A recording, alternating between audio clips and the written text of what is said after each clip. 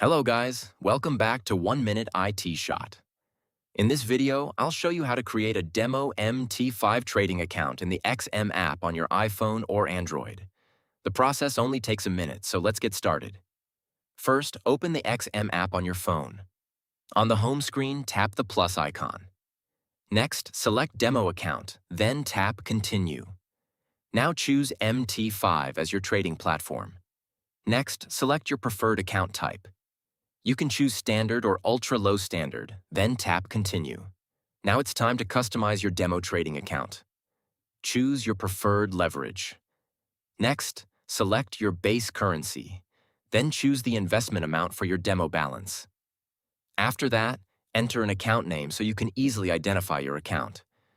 Once you've finished, tap Continue.